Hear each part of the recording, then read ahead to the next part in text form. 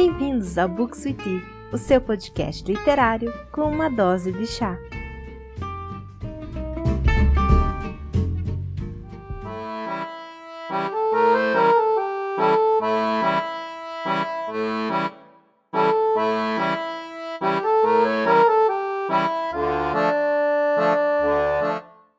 Olá pessoal, sejam bem-vindos ao Books with Tea.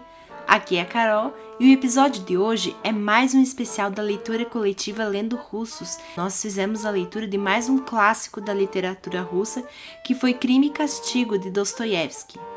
E eu posso dizer para vocês que a experiência de ler esse livro foi algo completamente diferente de tudo que eu já tinha lido até o momento.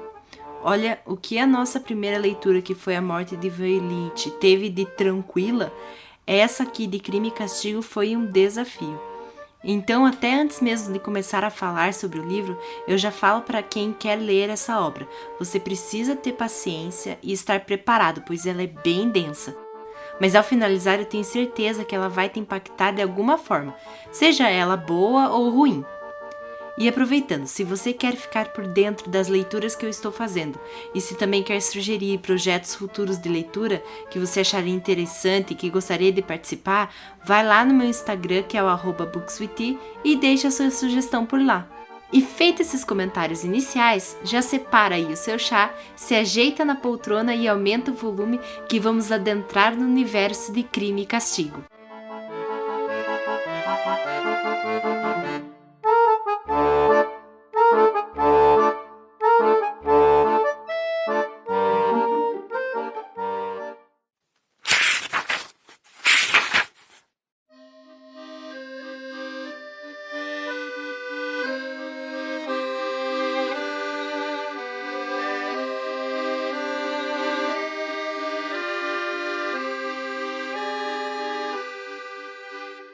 O que leva alguém a matar a sangue frio? O que passa pela cabeça do assassino e que tipo de sociedade gera essas pessoas? Há mais de 150 anos, Dostoiévski assumiu essas questões no que se tornava uma das obras mais conhecidas da literatura russa, que é Crime e Castigo. São diversas as editoras que publicam esse livro aqui no Brasil. Eu fiz a leitura pela edição de bolso da Martin Claret, com tradução e notas do Oleg Almeida, mas vocês encontram edições pela Editora 34, pela Todavia, pela Nova Fronteira, inclusive também pelo Clube de Literatura Clássica, sendo que eu recomendo vocês a olharem a tradução, se ela é direta ou indireta. Para vocês compreenderem melhor, a tradução direta é quando você pega a obra no idioma original dela, no caso desse livro direto do russo, e traduz diretamente para o português, sem intermédio de um outro idioma. Já a tradução indireta, em contrapartida, é você pegar o volume do russo, traduzir para um idioma intermediário e em seguida traduzir para o português. As duas são válidas, mas às vezes pode ser mais interessante uma tradução direta.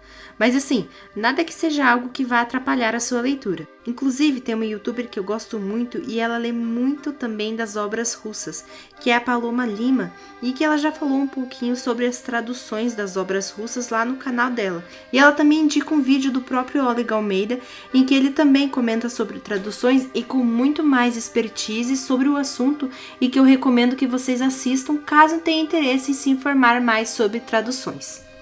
Crime e Castigo foi publicado pela primeira vez em uma revista literária em 1866, e o romance conta a história de Rodion Raskolnikov, um jovem estudante de direito em São Petersburgo. Raskolnikov vive em extrema pobreza, e já no início da história ele fica sem fundos para poder continuar os seus estudos. E as cartas que ele recebe da sua casa no interior só aumentam as suas angústias quando ele percebe o quanto que a sua irmã e a sua mãe se sacrificam para que ele tenha sucesso. Cada vez mais desesperado, depois de vender os seus últimos bens de valor para uma penhorista idosa, ele articula um plano para assassiná-la e roubá-la. Mas o impacto de realizar esse ato impensável prova ser mais do que ele estava preparado. Embora o romance seja às vezes citado como um dos primeiros thrillers psicológicos, o seu escopo ele vai muito além dos conflitos internos de Raskolnikov. De tabernas úmidas a apartamentos em ruínas e delegacias de polícias claustrofóbicas, O submundo de São Petersburgo do século XIX é trazido à vida pela escrita de Dostoiévski. Nós somos apresentados a diversos personagens, como por exemplo Marmeladov, que é um ex-funcionário miserável que bebeu até a ruína de sua família.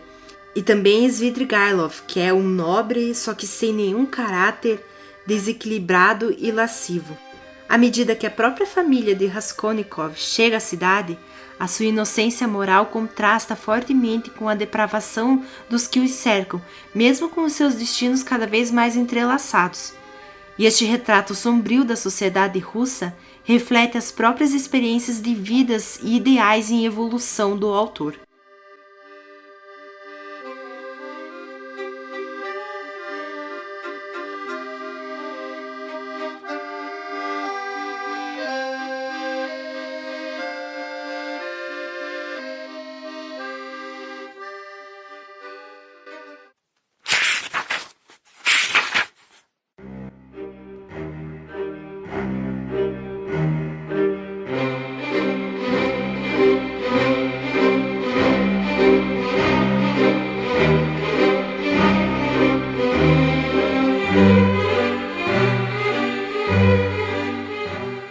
Como eu falei para vocês, a leitura dessa obra foi algo totalmente diferente do que eu já tinha feito, e é interessante ver muitas questões da própria vida do autor trazidas no livro. Como um jovem escritor que deixou para trás uma promissora carreira militar, o Dostoiévski ele foi atraído por ideias do socialismo e reforma, e ele se juntou a um círculo de intelectuais para discutir textos radicais que eram proibidos pelo governo imperial. Só que após serem descobertos, após a exposição deles, membros desse grupo, incluindo o próprio Dostoiévski, foram presos. Muitos foram condenados à morte, apenas para serem submetidos a uma execução simulada e receberem um perdão no último instante pelo czar. Dostoiévski passou os 4 anos seguintes em um campo de trabalhos forçados lá na Sibéria, antes de ser libertado em 1854. Só que essa experiência acabou deixando Dostoiévski com uma visão muito mais pessimista de reforma social, e o seu foco ele acaba mudando para preocupações espirituais. E o Dostoiévski trouxe muito desses temas em outras de suas obras, sendo que ele expôs a sua crença de que as filosofias ocidentais utópicas elas nunca poderiam satisfazer os anseios contraditórios da alma humana. E Crime e Castigo ele foi concebido e concluído em 1865 e retomou muito desses temas que já tinham sido abordados nas obras anteriores. E justamente falando sobre esses temas que nós vamos ver quais são os pontos chaves do livro Crime e Castigo. Um dos temas principais que o autor trata é sobre a alienação da sociedade. Então a alienação acaba sendo um tema principal. No começo, o orgulho de Raskolnikov o separa da sociedade. Ele se vê como superior a todas as outras pessoas e, portanto, ele não se relaciona com ninguém. Dentro da sua filosofia pessoal, ele vê as outras pessoas como ferramentas e as usa para seus próprios fins. Depois de cometer os assassinatos, o seu isolamento ele cresce por causa dessa intensa culpa e do estado de delírio em que ele se encontra. Repetidamente, o Raskolnikov ele afasta as pessoas que estão tentando ajudá-lo e depois ele sofre as consequências. Mas é só no epílogo que o Raskolnikov ele vai romper com esse muro de orgulho e egocentrismo que o separa da sociedade. Outro tema principal da obra é sobre a psicologia. A maneira como o livro ele vai abordar o crime e a punição não é exatamente o que a gente espera. O crime ele é cometido na parte 1 do livro e a punição ela vem centenas de páginas depois, só no epílogo. Então o foco real do romance não está nesses 2 pontos finais, mas no que está entre eles, que seria uma exploração profunda da psicologia de um criminoso. O mundo interior de Raskolnikov, com todas as suas dúvidas, delírios e desespero, ele é o coração da história. Dostoiévski ele não se preocupa com as repercussões reais do assassinato, mas com a maneira como o assassinato força o Raskolnikov a lidar com essa culpa que acaba sendo atormentadora. E de fato, ao focar tão pouco na prisão de Raskolnikov, Dostoiévski parece até sugerir que a punição real é muito menos terrível do que o estresse e a ansiedade de tentar evitar a punição. E durante a obra, Dostoiévski trouxe diversas discussões sobre assuntos variados, E uma delas que era muito interessante, que inclusive era baseada num artigo que o personagem teria escrito, era uma ideia de um super-homem, ou então de estar acima das outras pessoas.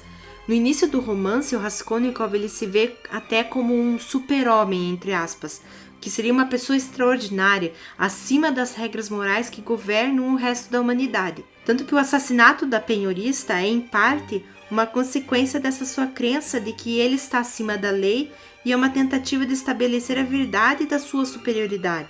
A incapacidade de Raskolnikov de reprimir os seus sentimentos de culpa subsequentes, no entanto, prova a ele que ele não é esse super-homem.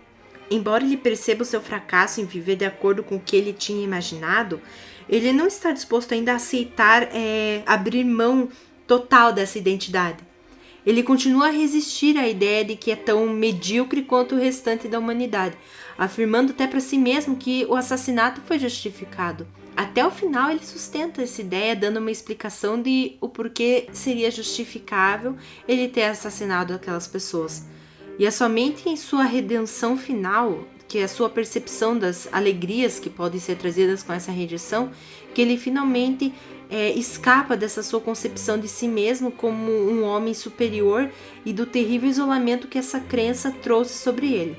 E Dostoiévski trouxe muito também dos pensamentos que ele havia compartilhado e discutido com os seus colegas, tanto que em vários momentos da obra nós vemos os personagens discutindo sobre filosofias e teorias como o niilismo e o utilitarismo. E esse é um tema também que está muito presente. O niilismo ele foi uma posição filosófica que ela foi desenvolvida na Rússia nas décadas de 1850 e 1860. Essa filosofia ela rejeitava os laços familiares e sociais e as preocupações emocionais e estéticas em favor de um materialismo estrito, ou a ideia de que não há mente ou alma fora do mundo físico. E ligado ao alienismo está o utilitarismo, ou a ideia de que as decisões morais devem ser baseadas nas regras da maior felicidade para um maior número de pessoas.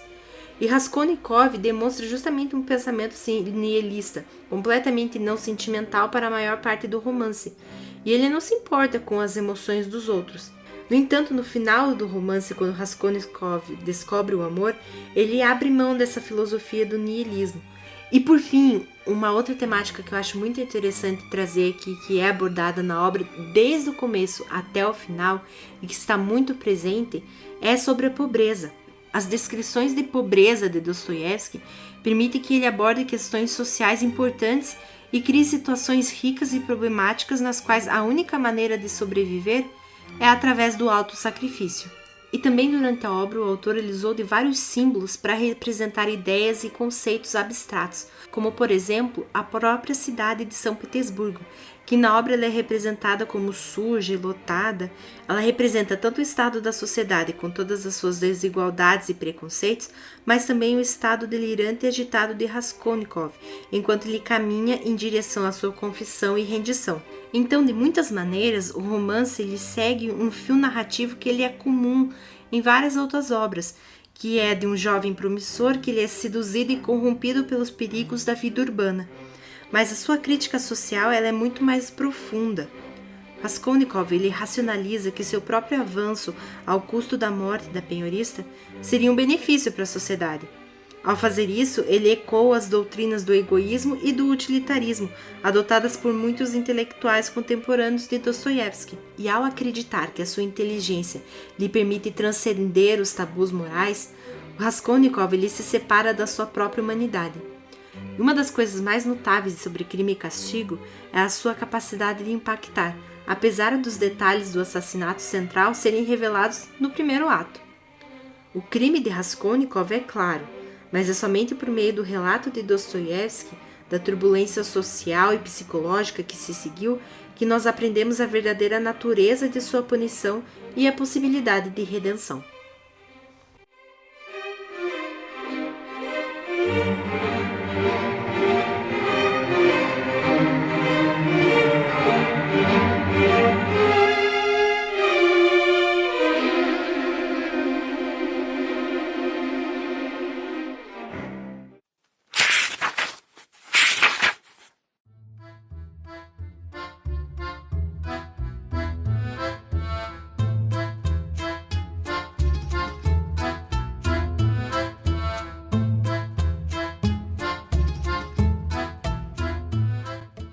Bom, pessoal, não é à toa que Crime e Castigo é considerado uma das grandes obras da literatura russa. E Dostoiévski aborda tantos temas que nós poderíamos ficar horas e horas discutindo a respeito. São tantos detalhes, tanto com relação à história principal quanto aos personagens secundários, que após a finalização da leitura você fica muito tempo ainda refletindo a respeito. Como eu disse, é uma obra densa e que vai demandar do leitor paciência e empenho ao ler. E fica a dica de, ao terminarem, procurem textos de apoio. Vocês conseguem encontrar diversos estudos e artigos sobre os personagens e a obra num todo, e isso só vai enriquecer ainda mais a sua experiência de leitura. E se você gostou de ouvir esse episódio super especial do podcast, não se esquece de avaliar ele caso esteja ouvindo pelo Spotify. E também já segue e sugere para um amigo ouvir. Então por hoje é isso, pessoal. Obrigada por terem me ouvido. Até a próxima! Tchau!